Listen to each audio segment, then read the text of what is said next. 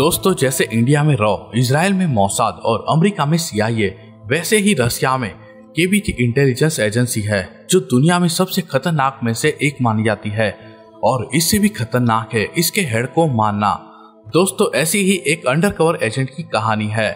Film की शुरुआत में हम KBT हेड वैसिलिव को देखते हैं, जिसके कहने पर रूस ने CIA के कई एजेंटों की हत्या कर दी गई। इतना ही नहीं, एक खौफनाक संदेश के रूप में सभी एजेंटों के सिर को काटकर कुरियर द्वारा अमेरिकी एम्बेसी में भेजा गया। फिल्म में दूसरी ओर हम देखते हैं सैमी नाम के एक आदमी को जो अपनी पेरिस की मॉडलिंग एजेंसी के लिए मॉडल की तलाश कर रहा है। फिर वह एक दिन मॉस्को के एक लोकल मार्केट में जाता है, जहां वह एना नाम की एक खूबसूरत लड़की को देखता है जो खिलौने बेच रही है। सैम उसे मॉडलिंग में करियर बनाने के लिए ऑफर करता है और कहता है कि तुम्हारा सारा खर्चा एजेंसी उठाएंगी। फिर कुछ सोचने के बाद वह मान जाती है। अगले दिन वह पेरिस जाती है, जहां वह मॉडलिंग एजेंसी के बॉस जॉन से मिलती है और दूसरे दिन ही उसे बिना किसी एक्सपीरियंस के मॉडलिंग के लिए भेज दिया जाता है, जहां उसे पोज देने और चेहरे के भाव को लेकर काफी संघर्ष करना पड़ता है, लेकिन तेजी से वह सीख रही है। एक दिन एजेंसी का बॉस एक पार्टी का आयोजन करता है। इसी दौरान जॉन एना को एक ओलेग नाम के एक शख्स से मिलवाता है। ओलेग देखते ही एना पर मोहित हो जाता है और वह उसे साथ में डिनर करने के लिए कहता है और वह मान जाती है। इसी तरह 2 महीने बीत जाते हैं और अब हम देखते हैं दोनों को एक आलीशान होटल के सूट में जो चुंबन कर रहे हैं। ओलेग उसके और करीब जाना चाहता है, पर एना उसे यह कहकर रोक लेती है कि मैं तुम्हें ठीक से जानती भी नहीं हूँ कि तुम क्या करते हो।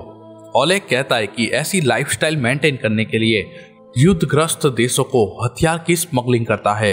इतनी जानकारी लेने के बाद एना बाथरूम में जाती है, अपने कपड़े में से माइक निकालती है और एक साइलेंसर वाली गन उस पर तान देती है।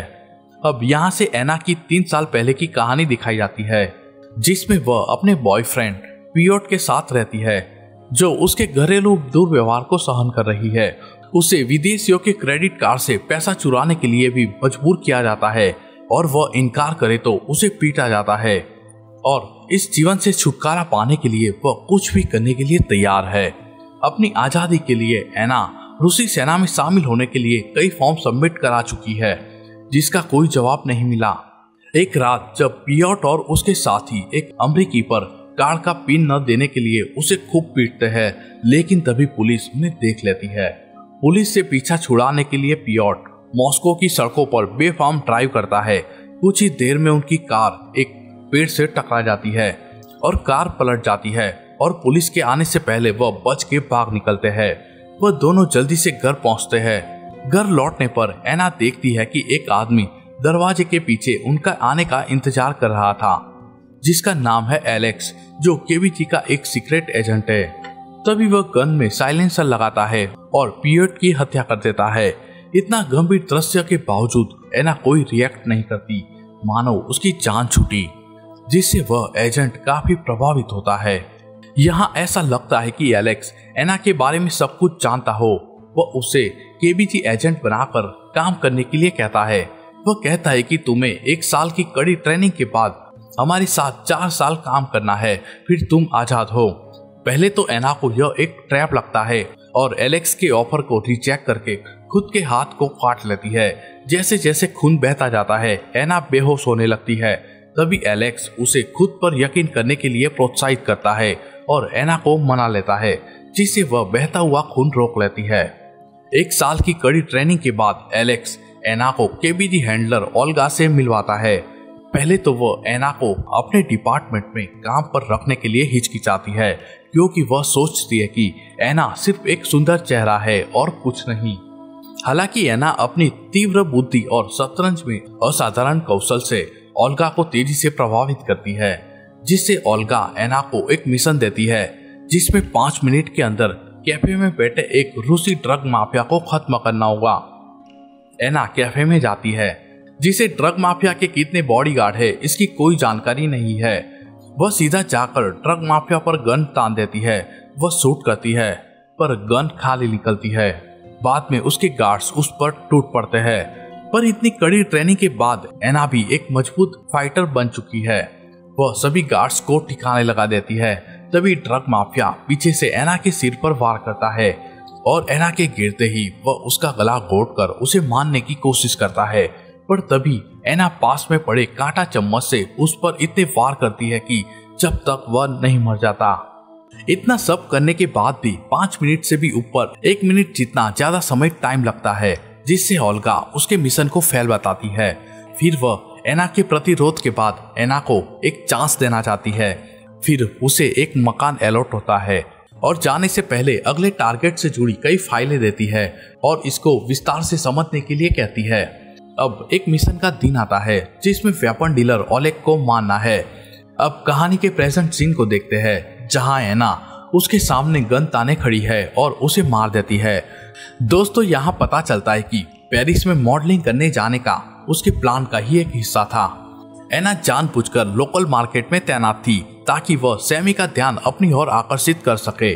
वह पेरिस जाती है, मॉडल के रूप में नए करियर की शुरुआत करती है और तो और संदेह से बचने के लिए ओलेग के साथ संबंध भी बनाती है और मौका पाकर उसे मार देती है। एना ने होटल सिक्योरिटी से बचने के लिए डबल बॉडी का इस्तेमाल किया था।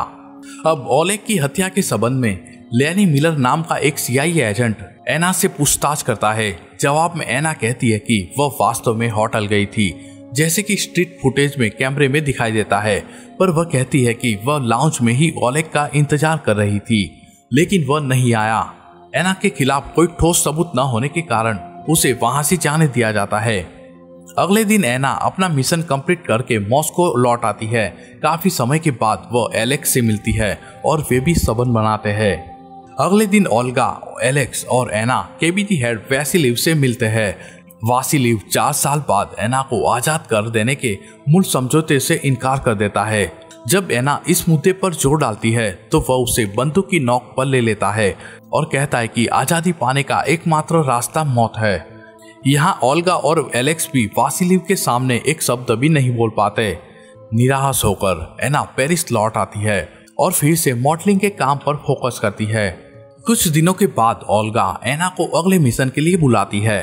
अब उनका अगला टारगेट है गुटेनबर्ग नाम का एक व्यक्ति जो होटल के कमरे में उसे संतुष्ट करने वाली एक मॉडल का वेट कर रहा है। लेडी ओल्गा उसे बताती है कि कमरे में कोई कैमरा नहीं है और न तो कोई सुनने का उपकरण। इसके लिए तुम्हें बैकअप सपोर्ट नहीं मिलेगा, यह काम तुम्हें अकेले ही करना है। थोड़ी देर के बाद एना एक एस्कॉर्ट के रूप में कमरे में दाखिल होती है। वह वॉशरूम का बहाना बनाकर गुटेनबर्ग को 1 मिनट के लिए रुकने के लिए कहती है। अंदर जाकर वह अपनी बंदूक निकालती है, साइलेंसर लगाती है और उसे शूट करती है। इसके बाद वह गुटेनबर्ग का सूटकेस लेकर उसी होटल के दूसरे कमरे में ओल्गा के पास लौट आती है। पर यहाँ ओल्गा एना के काम से संतुष्ट नहीं दिख रही, क्योंकि उसे यह काम तमाम करने के लिए 12 मिनट जितना समय लगा, जो आमतौर पर लगने वाले समय से काफी अधिक था। दोस्तों, एना को हत्या करने के लिए 12 मिनट का समय क्यों लगा वो भी आगे पता चल जाएगा। पर आप चैनल पर नए हो तो प्लीज चैनल को सब्सक्राइब जरूर कर ले, ताकि हम और नए वीडियोस आपके लिए ला सके। अब एना ओल्गा की बातें सुनकर रोने लगती है और उसे पूछती है कि और कितने लोगों को मारना होगा। उसकी हताशा को देखते हुए ओल्गा उसे 1 वीक की छुट्टी लेने के लिए कहती है। छुट्टी से लौटने के बाद एना फ्रेश माइंड से काम पर लौट आती है। इस दिन के बाद से एना कई मिशनों को सफलतापूर्वक अंजाम देती है, जिससे ओल्गा काफी प्रभावित होती है। साथ ही वह अपने मॉडलिंग करियर में भी बेहतर प्रदर्शन कर रही है। इधर KBT हेड वासिलिव भी एना के काम से काफी खुश है। वह उसे मिलने के लिए मॉस्को आने के लिए कहता है। एना वासिलिव से मिलती है, जहां दोनों चेस खेलते हैं और बातचीत करते हैं। पर पास में बैठा हुआ एलेक्स टेबल के नीचे एना के हाथों की संदिग्ध गतिविधियों को नोटिस करता है। तभी एना टेबल के नीचे से बंदूक निकालकर वासिलिव के सिर में गोली मार देती है। फिर यहाँ से 6 महीने पहले की कहानी दिखाई जाती है, जब एना को गुटेनबर्ग को मारने का काम सौंपा गया था। उस दिन जब वह बंदूक के साथ बाथरूम से बाहर निकलती है तो CIA एजेंट लेनी मिलर और उसकी टीम उसे रंगे हाथों पकड़ लेती है। उसके हाथों में हथकड़ी लगाते हुए लेनी मिलर उसे डबल एजेंट के रूप में काम करने का ऑफर देता है और सिर्फ 1 साल काम के बदले उसे घूमने फिरने की आजादी और सुरक्षित जीवन देने का वादा करता है। एना के पास अन्य कोई रास्ता न होने के कारण मिलर का ऑफर एक्सेप्ट कर लेती है। जाने से पहले एना पूछती है कि तुम यहाँ तक कैसे पहुंचे, तो लेनी मिलर जवाब देता है कि उसके बैग पकड़ने के तरीकों को पहचान लिया। दोस्तों, इसी कारण से एना को हत्या करके वापस ओल्गा को रिपोर्ट करने में 12 मिनट का समय लगा।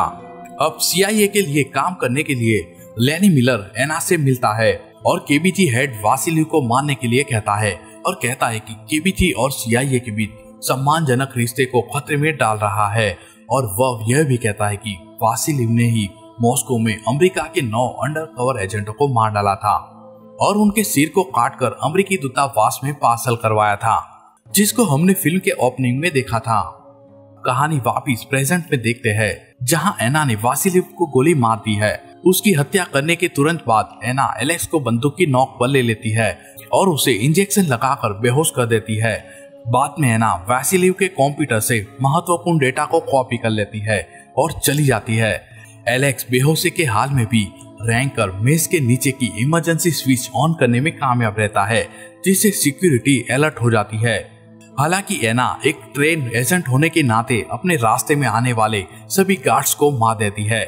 इसके बावजूद जहां मिलर कार में उसका इंतजार कर रहा है, वह वहां तक पहुंच नहीं पाती। मिलर एना ने उसे धोखा दिया है समझकर वहां से चला जाता है। इसके बाद मिलर वापस न्यूयॉर्क चला आता है, जहां उसे वैसिली को सफलतापूर्वक खत्म करने के लिए सम्मानित किया जाता है। एक दिन अपनी ऑफिस में रहते हुए मिलर को एना से एक संदेश मिलता है, जिससे उसे एक पार्क में मिलने के लिए बुलाती है। इधर एलेक्स को भी एना ने उसी पार्क में मिलने के लिए बुलाया होता है। कुछ ही देर बाद एना घटनास्थल पर आती है और दोनों पुरुषों को चूमती है। इसे पता चलता है कि उसने जानबूझकर 2 प्रतिद्वंदियों के साथ मीटिंग अरेंज की थी। वह उनमें से प्रत्येक को उनकी महत्वपूर्ण जानकारी लौटाती है जो उसने पहले चुराई थी। हालांकि वह कहती है कि इसकी एक कॉपी अपने पास रखी है, अगर कोई पार्टी उन्हें धोखा देगी तो वह उसका खुलासा कर देगी। अपने डेटा की वापसी को स्वीकार करके मिलर और एलेक्स एना को उसकी आजादी की ओर जाने की अनुमति दे देते हैं, लेकिन वह नहीं जानती है कि ओल्गा अभी भी उसकी निगरानी कर रही है। एना के मीटिंग से निकलने के तुरंत बाद ओल्गा उसे KBG को धोखा देने के लिए उसे गोली मार देती है। अब यहाँ से 3 महीने पहले की कहानी देखते हैं, जहाँ ओल्गा बताती है कि वह जानती है कि उस दिन 12 मिनट की देरी क्यों हुई थी। वह कहती है कि तुम्हें CIA एजेंट मिलर ने पकड़ लिया था। तो एना कहती है कि वहाँ कैमरा नहीं था, सुनने का कोई उपकरण नहीं था, तो तुमने कैसे पता लगाया? तो ओल्गा कहती है कि मैंने तुम्हारे हाथ में हथकड़ी के निशान देखे थे। इसके बावजूद ओल्गा ने उससे कहा कि वे जो कहे वही करे, जिससे उसे वैसिली को मारने की इजाजत मिल गई। इस निर्णय के पीछे ओल्गा का भी एक निजी मकसद था कि वह वासिली की पोस्ट पाना चाहती थी। बाद में पता चला कि ओल्गा द्वारा पार्क में एना को गोली मारने का एक नाटक रचा गया था। एना ने बुलेट प्रूफ जैकेट पहन रखी थी। उन्होंने तुरंत उसकी मौत को नाटक करने के लिए एक बॉडी डबल का इस्तेमाल किया, जबकि असली एना शिविर से निकल जाती है, अपने कपड़े बदलती है और भीड़ में गायब हो जाती है। इन घटनाओं के बाद ओल्गा को वासिलिव के स्थान पर नियुक्त किया जाता है, जैसा वह चाहती थी।